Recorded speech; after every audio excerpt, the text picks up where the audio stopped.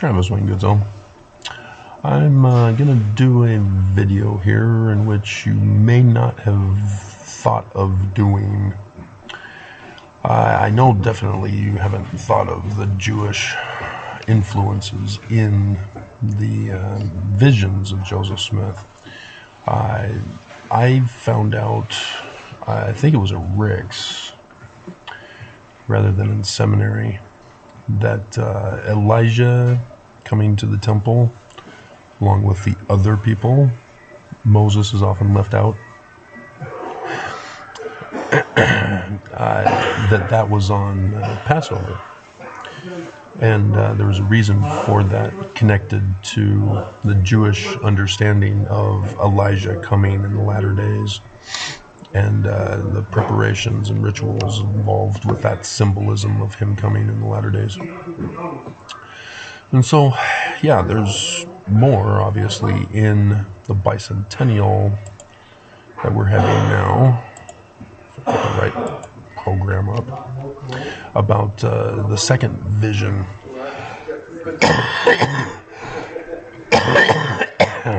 of Joseph Smith.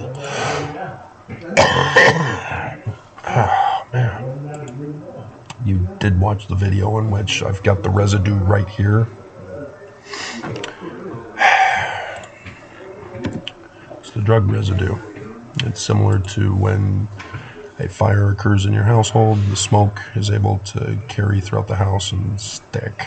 So you have to have a professional clean up the residue. So it begins in verse 30, while I was thus in the act of calling upon God. And we have to actually go back further because he gives us the date. On the evening of the above-mentioned 21st of September. Okay? And to understand the learning of the Jews, you need to know that they designate the evening time at 6 p.m. as the new day. And so this is the 22nd of September in our calendars with their understanding. So it's their next day, even though it's the 21st of September. And so the four visits, because there's repeated twice, 4 visits, 22nd of September. And so that's kind of important to pay attention to, because when you're doing scientific research, you look for patterns. And this is a pattern that we are witnessing here. And he throws off the first one to put it on the 21st, even though it's on the 22nd according to the learning of the Jews. And that could be his tip-off there that, hey, think in the terms of the learning of the Jews here. And so he's praying in his vision, and he's an evil, horrible, awful person, and is rewarded with a manifestation, a vision. And he discovers a light. Oh, wait a minute, let's go over that. And so I utilize timeanddate.com, and we go to September 21st, and we see that the 20th is the full moon. That would be, as you can scroll down to the bottom, you pick major Jewish holy days. Oh, I shut off my internet. God. Oh, they brought it back? They're just playing with me all day today since I got back home. 1823. Again, they're still fooling around. Major Jewish. See, this is religious, a hate crime that is being committed against me here, and they don't care.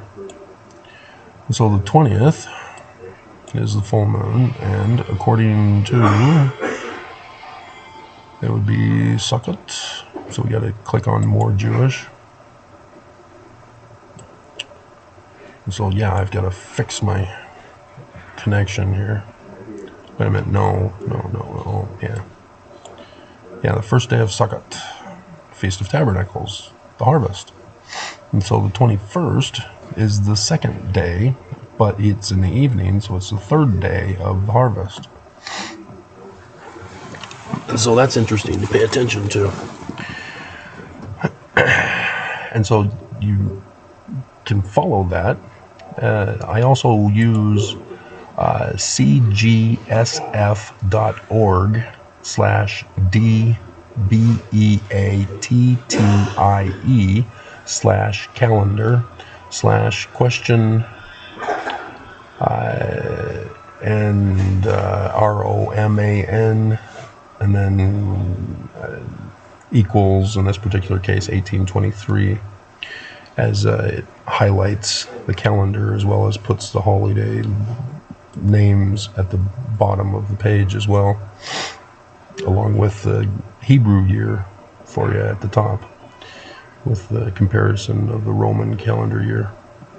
And if you go previous to when Washington was born, Washington, our first president of the United States of America, he was born under the Julian calendar. And so it wasn't until later when he was changed his birth date to the Gregorian system, as that's why President's Day is on the 20th, which is Monday, but the celebration is on the 22nd. So, yeah, let's follow the dates, because he was supposed to go 1 year until 1827 when he collected the plates, according to the vision. 1824, we have the 22nd is a new moon, so that's interesting. And the 25th,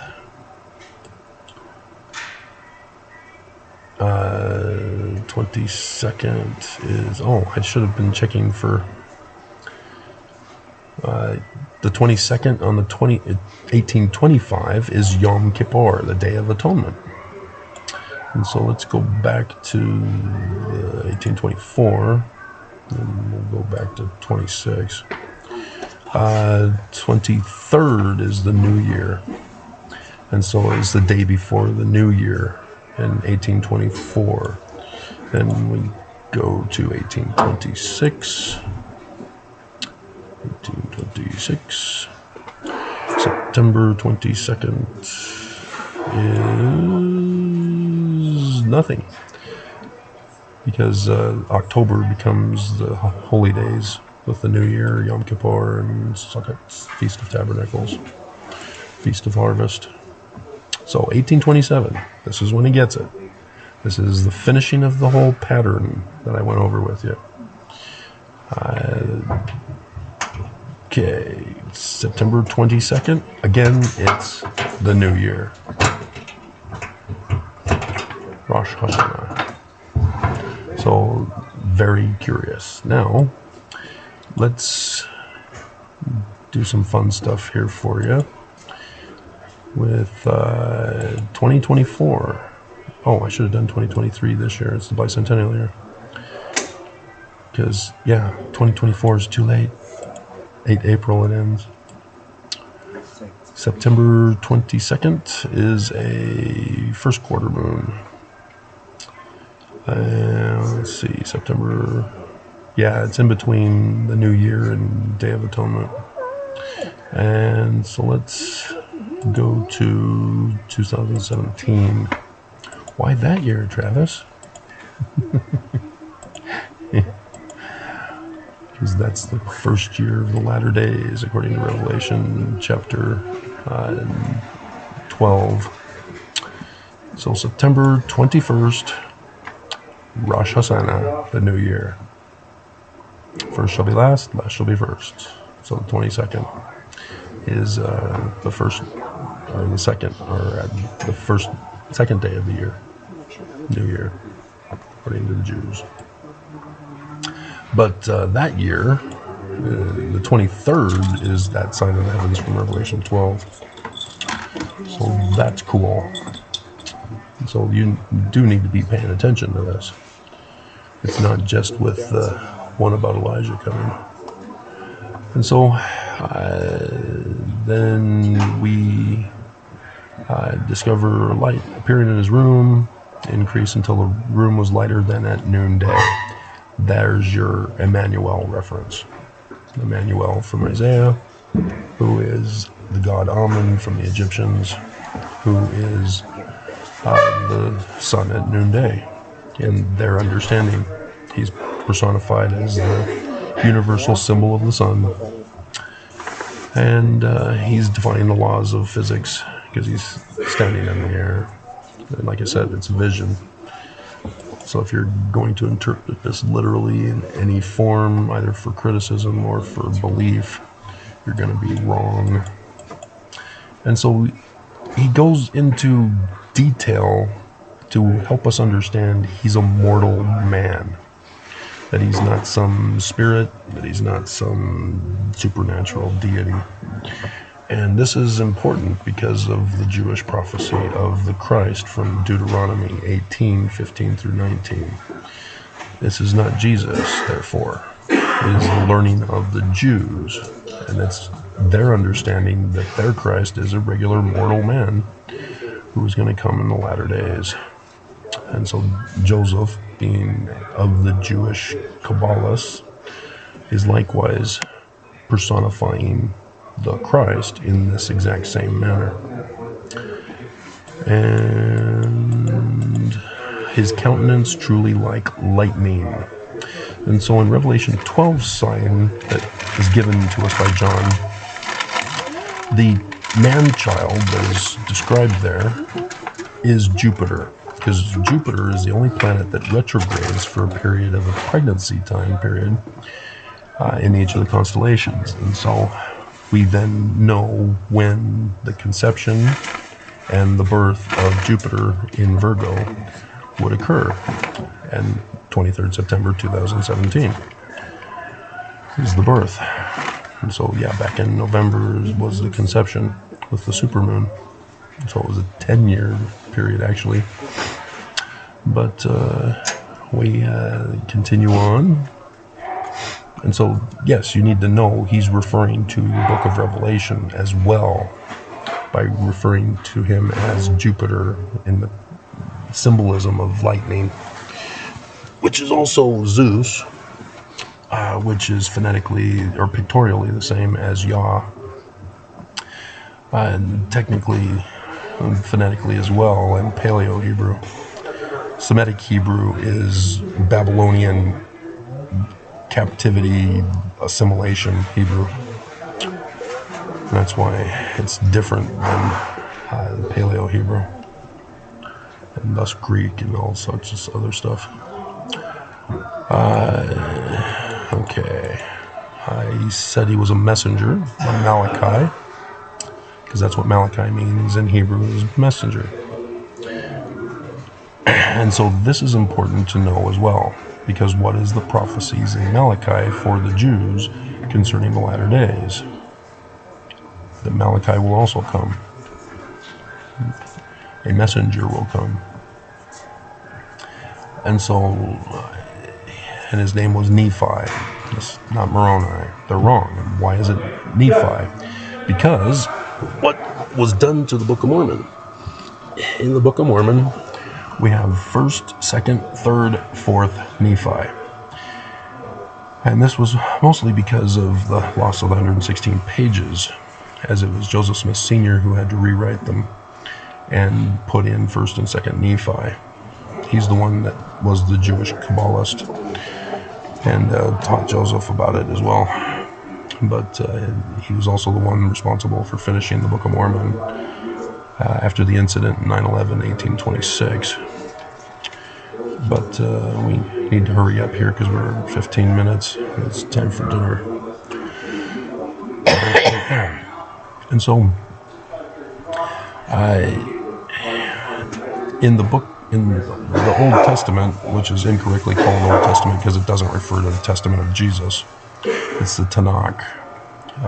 And so in the writing, well, the prophets' writings and Torah as an acronym for each of the letters of the Tanakh spelling.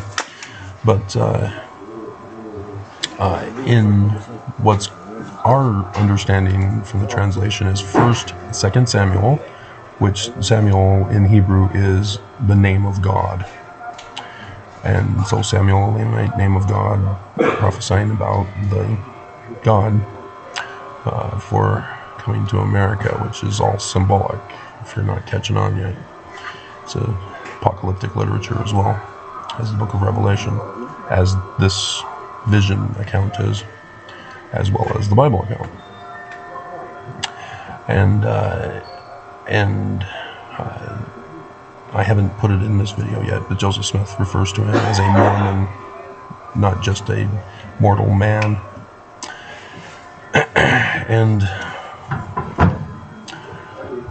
And so you have 1 Kings and 2 Kings. In the Jewish translation, it's 1st, 2nd, 3rd, 4th Kings. And so the Book of Mormon, 1st, 2nd, 3rd, 4th Nephi, 1st, 2nd, 3rd, 4th Kings. Nephi tells us that when he gets to the Promised Land and builds the Temple of Solomon, the people then want to make him a king, and he has no choice but to be king. And successive children of Nephi, the birthright blessing son, becomes the king. And they're all called Nephi. And so that you need to catch that's the pattern that they're connecting you to, the Jewish understanding. And so Nephi is the king, the Christ. That's the symbol here. He's already been identified as Emmanuel. He's been identified as Jupiter. And he's given the name now of Nephi. Thus, Nephi in the Book of Mormon is this same person, as the Book of Mormon is apocalyptic literature as well. And so, yeah, Brigham Young's church would be the ones to speak evil of his name throughout all the world through the missionaries who spread the lies that he's Christian and Jesus is the Christ. But the Book of Mormon is not Jewish apocalyptic literature, but his literal history of Jesus coming to America. And so it's gold plates. This is important. It is not golden. Anybody who says golden are trying to deceive you and lead you away from what this is talking about. It has nothing to do with Joseph creating it off the top of his head. But again, this is Joseph Smith Sr.'s involvement here. And Joseph Smith Sr., as well as being a Jewish Kabbalist, was also a York Rite Freemason. The York Rites have the highest degree as the Knights Templar.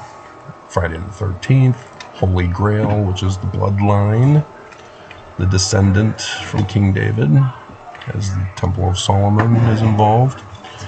And likewise, on Friday the 13th, the Pope accused them of worshiping the Egyptian deities from Egyptian gold plates. And the story goes that they took those plates, came to America in 1363, bought the land where the 2 days of darkness, the first and last days of darkness, would cross over America, and buried them in the caves there.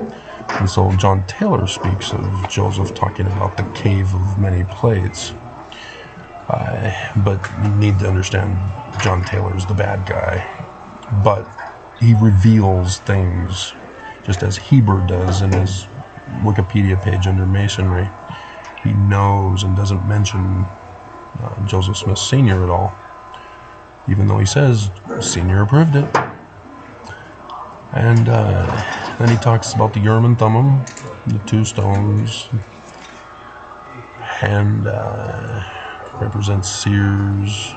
And so again, the seer is 107, 91, and 92, or is it 90 and 91? Talking about the president of the church is the man like Moses from Deuteronomy 18. And Brigham Young was not the true successor, so it's not him, and thus none of his successors are not him. They usurp the church. They have no authority. That's important to understand. As yet, too many times, I tell you that Brigham Young is not the true successor, and Mormons will still say Nelson is the true prophet of Jesus. You're not catching on. You're not putting the pieces of the puzzle, the facts, together. So now he goes into talking about the prophecies of the Old Testament. It's not the Old Testament, it's the Jewish scripture, which are apocalyptic literature. Thus, prophecies from the apocalyptic literature stories of the Jews. And he quotes Malachi, the messenger. And that's what I was referring to here. So he talks about the day that shall burn as an oven. This is the bicentennial year of this vision. And the church has not been talking about it yet. April conference? Are they? We'll see. But he adds some important information. And so Elijah also is connected with Passover as his coming in the latter days. They associate it with Passover because of a man like Moses. Moses is about the Exodus, and the Exodus is about Passover. And so they're tying it all together. And yet I did the harvest, didn't I? Because the gathering of Israel to Zion from all over the world. And no, it's not Utah. It's not Salt Lake City with the inverted pentagram of Lucifer on the keystone of the doors of the Salt Lake Temple. It's blatantly obvious, and Mormons just refuse to acknowledge it, refuse to own it. You know, you can't live in denial, guys. You just look dumb when you do that. You can get as mad as you want. You're still looking dumb because you're trying to fool us now, trying to tell us that it's not Lucifer's symbol. I mean, get over yourselves. But this is the part he adds. If it were not so, the whole earth would be utterly wasted at his coming. This is not the direct translation of Acts, which is where he's doing a little coding for you to catch on for those who actually do their study and learn Greek and Hebrew and read his writings. And so he goes on to talk about the 11th chapter of Isaiah, but then Acts, 22nd, 23rd verses of the 3rd chapter. And he says precisely as they stand. But then he says that precisely as they stand is cut off from among the people. The literal translation from the Greek is utterly destroyed. Not utterly wasted, utterly destroyed. But we go on further as he goes on to talk about Joel. In verse 42, he's now talking about when he gets the plates, he has to, treat them with respect. That if he shows them to anybody, he would be destroyed. And that's where he ties it all in. It's utterly destroyed. And so that's my frustration, is Mormons don't even know about this guy, don't even know that Joseph Smith is talking about this guy, that all of this is Jewish symbolism here. It's all a learning of the Jews, manner of prophesying, because he's talking about the Mormon in 103:16. He tells us it's going to be a Mormon. So everything from the Bible to his works and the Book of Mormon, all others that weren't included in the Bible, they're all prophecies about the Mormon, because Joseph Smith says he's going to be a Mormon. And you get all excited about Jesus coming. You even get excited about Joseph Smith being prophesied in the Book of Mormon. But because you don't believe in Joseph Smith, you don't believe in the Jews, you don't want to hear anything about the prophecies of this future person. So, and then he ascends. which is signs in the heavens stuff. So, yeah, we'd have to actually go to the Stellarium to see the signs in the heavens during each of these events as well. I didn't prepare that for you. We're at 25 minutes, so...